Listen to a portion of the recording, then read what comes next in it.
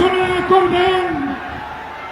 আজকের এই বিশাল গণসমাবেশের সংগ্রামী সভাপতি বাংলাদেশ খেলাফত মজলিসের মুহতারাম আমির, কারা নির্যাতিত মজলুম জননেতা শাইখুল হাদিস ইবনে শাইখুল হাদিস আল্লামা মামুনুল হক বক্তব্য রাখবেন, কর্মসূচি ঘোষণা করবেন আমিরে মজলিস আল্লামা মামুনুল হক।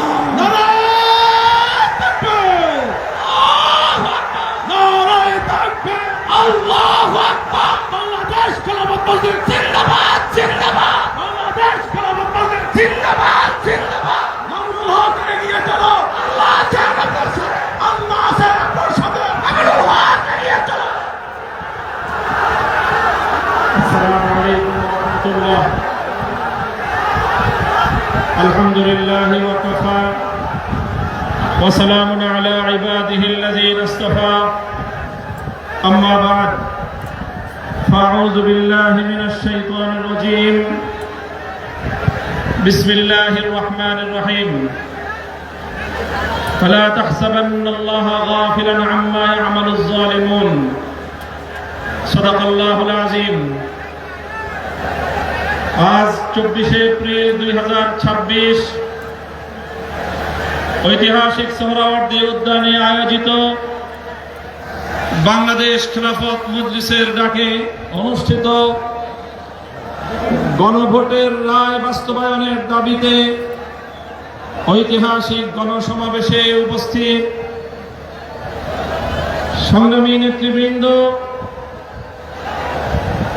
বাংলাদেশ জাতীয় সংসদের বিরোধী দলীয় নেতা, বাংলাদেশ জামাতে ইসলামী ও 11 দলীয় ঐক্যের শীর্ষ নেতা জনাব ডক্টর শফিকুর রহমান, উপস্থিত জুলাই বিপ্লবের অগ্রসেনানী জাতীয় নাগরিক পার্টির সংগ্রামী আহ্বায়ক, জাতীয় সংসদের বিরোধী দলীয় চিফ হুইপ জনাব নাহিদ ইসলাম, উপস্থিত বাংলাদেশের মুক্তিযুদ্ধের অন্যতম শীর্ষ নেতৃত্বের অধিকারী, রণাঙ্গনের মহানায়ক জনাব ডক্টর কর্নেল অলি আহমদ বীর বিক্রম, উপস্থিত 11 দলীয় অন্যান্য শীর্ষ নেতৃবৃন্দ, বাংলাদেশ খেলাফত মজলিসের নায়েব আমির, যুগ্ম মহাসচিব বৃন্দ, মহাসচিব সহ অন্যান্য নেতৃবৃন্দ, সংগ্রামী বাংলাদেশ খেলাফত মজলিসের সর্বস্তরের নেতা কর্মী ও আমার প্রাণপ্রিয় দেশবাসী, আজকে ত্রয়োদশ জাতীয় সংসদ নির্বাচন এবং বাংলাদেশের চতুর্থবারের মতো সংগঠিত গণভোট অনুষ্ঠানের 3 মাসের মাথায় ঢাকার প্রাণ কেন্দ্রে আমাদেরকে গণভোটের রায় বাস্তবায়নের দাবি নিয়ে সমাবেশ করতে হচ্ছে। আমি মনে করি এটি বর্তমান ক্ষমতাসীন সরকারের জন্য লজ্জা এবং পরিতাপের বিষয়, তাদের জন্য একটি কলঙ্কজনক অধ্যায়। সংগ্রামী সাথী ও বন্ধুগণ, জুলাই বিপ্লব পরবর্তী এই বাংলাদেশের মাটিতে দাঁড়িয়ে আজকে আমি স্মরণ করছি বাংলাদেশের সেই সকল অকুতোভয় বীর সেনানীদেরকে যারা এই স্বাধীন সার্বভৌম জাতিসত্তার ভিত্তিতে একটি বাংলাদেশ গঠন করার জন্য যুগে যুগে রক্ত দিয়েছে। সেই ব্রিটিশ বিরোধী আন্দোলনে 1831 সালের বালাকোট, 1857 সালের সিপাহী বিদ্রোহ, শামেলি রণাঙ্গন থেকে শুরু করে 1947 সাল পর্যন্ত যারা রক্ত দিয়ে, জীবন দিয়ে ভারতীয় আধিপত্যবাদ থেকে এই পূর্ব বঙ্গ নামক বাংলাদেশের একটি স্বাধীন মুসলিম জাতিসত্তা গঠনের জন্য সংগ্রাম করেছিল। বিংশ শতকের গোড়ার দিকে 1905 সাল থেকে বঙ্গভঙ্গ থেকে কলকাতা এবং দিল্লির আধিপত্যকে যারা মানতে অস্বীকৃতি জানিয়ে রক্ত দিয়েছে, জীবন দিয়েছে, 1921 সালে এই বাংলাদেশের মানুষের শিক্ষা দীক্ষা সহ সার্বিক উন্নয়নের লক্ষ্যে যে ঢাকা বিশ্ববিদ্যালয় প্রতিষ্ঠার পিছনে যারা অবদান রেখেছে, এরপরে 1947-এ একটি নতুন রাষ্ট্র পাওয়ার পর 24 বছর পর্যন্ত যারা জুলুম এবং বৈষম্যের বিরুদ্ধে লড়াই করেছে, সর্বশেষ 1971 সালে মহান মুক্তিযুদ্ধের মধ্য দিয়ে বাংলাদেশকে একটি বৈষম্যহীন স্বাধীন রাষ্ট্রের গোড়াপত্তন করার জন্য তারা একটি পরিবেশ তৈরি করে দিয়েছে। এরপরে 1971 সাল থেকে 1990 সাল 90-এর গণ অভ্যুত্থান সহ ধারাবাহিকভাবে বাংলাদেশের ন্যায়, ইনসাফ এবং জনগণের অধিকার প্রতিষ্ঠার সংগ্রামে অনেক রক্ত এবং ত্যাগ স্বীকার হয়েছে। বিগত ফ্যাসিবাদী স্বৈরাচারী শেখ হাসিনার আমলে 2009 সালের পিলখানা ট্রাজেডি, 2013 সালের শাপলা চত্বরে নবী প্রেমিকদের অকাতরে রক্তদান, 2013 সালে আল্লামা দেলোয়ার হোসেন সাঈদী রহমতুল্লাহ আলাইহির বিরুদ্ধে একটি কল্পিত রায়ের মাধ্যমে কোরআন প্রেমিক তাওহীদি জনতার উপর যে আক্রমণ করা হয়েছে, পাখির মতো গুলি করে প্রায় শতাধিক কোরআন প্রেমী তাওহীদি জনতাকে হত্যা করা হয়েছে। সেই সকল বীর শহীদান 2021 সালে মোদী বিরোধী আন্দোলনে হেফাজতে ইসলামের নেতাকর্মীদেরকে হত্যা করা হয়েছে। 2024 সালের জুলাই বিপ্লবে 1,500 বাংলার তামার সন্তানদেরকে গুলি করে পরিকল্পিতভাবে হত্যা করা হয়েছে। রক্তের সাগর পাড়ি দিয়ে 36শে জুলাই 5ই আগস্ট 24 সালে বাংলাদেশ নতুনভাবে মুক্তি এবং স্বাধীনতা লাভ করেছে। জুলাই বিপ্লবীরা ঘোষণা করেছিল আগামীর বাংলাদেশ গঠিত হবে 1947 সাল, 71 সাল এবং 2024-এর ঐতিহাসিক বিজয়ের উপর ভিত্তি করে। তাই আজ যারা মনে করেন কেন আজকে বাংলাদেশের আলেম সমাজ, কেন আজকে বাংলাদেশের ইসলামপন্থীরা, কেন আজকে বাংলাদেশ খেলাফত মজলিস জুলাই বিপ্লবের পক্ষে এভাবে মাথায় কাপড়ের কাপড় বেঁধে রাজপথে নামতে চায়, যাদের মনে দ্বিধা সংশয় রয়েছে, আমি তাদেরকে বলতে চাই, আমরা জুলাই বিপ্লবের আকাঙ্ক্ষা জন্যই বাস্তবায়ন করতে চাই। কারণ জুলাই বিপ্লব 1905 সালের বঙ্গভঙ্গকে ধারণ করে, জুলাই বিপ্লব 1921 সালের ঢাকা বিশ্ববিদ্যালয় প্রতিষ্ঠার ঐতিহাসিক প্রেক্ষাপটকে ধারণ করে, জুলাই বিপ্লব 1947 সালের বাংলাদেশের স্বাধীন জাতিসত্তা গঠনের অভিপ্রায়কে ধারণ করে, জুলাই বিপ্লব 71-এর মুক্তিযুদ্ধকে ধারণ করে, জুলাই বিপ্লব 2013 সালের শাপলা চেতনাকে ধারণ করে, জুলাই বিপ্লব 2024 সালের ছাত্র জনতার বৈষম্য বিরোধী আন্দোলনকে ধারণ করে। সংগ্রামী সাথী ও বন্ধুগণ, তাই যারা ইসলামকে ভালোবাসেন, যারা বাংলাদেশকে ভালোবাসেন, যারা বাংলাদেশের শতবর্ষের ঐতিহ্যের স্বাধীনতার সংগ্রামকে যারা ধারণ করেন, জুলাই বিপ্লবের বিপক্ষে তারা থাকতে পারে না। তাই আজ আমি ক্ষমতাসীন বিএনপিকে বলতে চাই, আপনারা ঐতিহ্যের 50 বছরের রাজনীতিকে বিশ্বাসঘাতকতা করবেন না। শহীদ জিয়াউর রহমান, বেগম খালেদা জিয়ার আদর্শের সঙ্গে গাদ্দারি করে বিএনপি টিকতে পারবে না। বাংলাদেশী জাতীয়তাবাদ এবং বাংলাদেশের স্বাধীন জাতিসত্তার যে আকাঙ্ক্ষাকে যদি বৃদ্ধাঙ্গুলি দেখান, আপনাদের অস্তিত্ব বিলীন হয়ে যাবে। সংগ্রামী সাথী ও বন্ধুগণ, তাই আজ আমি স্পষ্ট ভাষায় বলতে চাই, বিগত 12ই ফেব্রুয়ারি গণভোটের মাধ্যমে বাংলাদেশের মানুষ নিরঙ্কুশ ভাবে সংবিধান সংস্কার করার যেই ম্যান্ডেট প্রদান করেছে, সেই ম্যান্ডেটের বিরুদ্ধে যদি বিএনপি অবস্থান গ্রহণ করে, আমরা স্পষ্ট ভাষায় বিএনপিকে লাল কার্ড দেখাবো।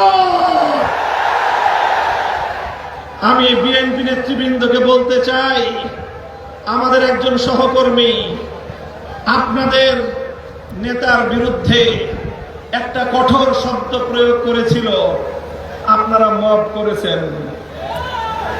তাই আমি ব্যক্তিগত আক্রমণ, ব্যক্তিগতভাবে কাউকে কোনো কটু শব্দ উচ্চারণ করতে চাই না। তবে একটা কথা বলতে চাই, যেই 12ই ফেব্রুয়ারি নির্বাচনের মাধ্যমে আপনাদের জন্ম হয়েছে, আপনারা যেই 12ই ফেব্রুয়ারির গর্ভে জন্ম নিয়েছেন, সেই জন্ম নেওয়ার পরে এখন 12ই ফেব্রুয়ারিকে অস্বীকার করছেন, অর্থাৎ জন্ম নেওয়া সন্তান পিতামাতার বিবাহকে অস্বীকার করছেন। এর বেশি আর কিছু বললাম না। যদি আমাদেরকে বলতে বাধ্য করেন, আমরা এরপরে আর কোন ব্যক্তির ব্যক্তিগত সম্মানের দিকে তাকিয়ে আমরা আমাদের মুখ বন্ধ রাখতে পারবো না। মনে রাখবেন, জুলাই বিপ্লবের ভিত্তিতে যেই গণভোট হয়েছে, সেই গণভোটে এদেশের ছাত্র জনতার 24-এর বিপ্লবের যে গণ আকাঙ্ক্ষা, রাষ্ট্র সংস্কার, রাজনৈতিক বন্দোবস্তের যে সংস্কারের দাবি, সেই সংস্কারের দাবিগুলোই পয়েন্ট আকারে গণভোটে 4টি পয়েন্ট আকারে জাতির সামনে উপস্থাপন করা হয়েছিল। গণভোটের ইতিহাস আপনাদেরকে স্মরণ করিয়ে দিতে চাই। বাংলাদেশে ইতিপূর্বে আরো 3টি গণভোট হয়েছে। আজ 2026 সালে 4র্থ গণভোট হয়েছে। ইতিপূর্বে 3টি গণভোটের রায়ের সঙ্গে কেউ গাদ্দারি করে নাই।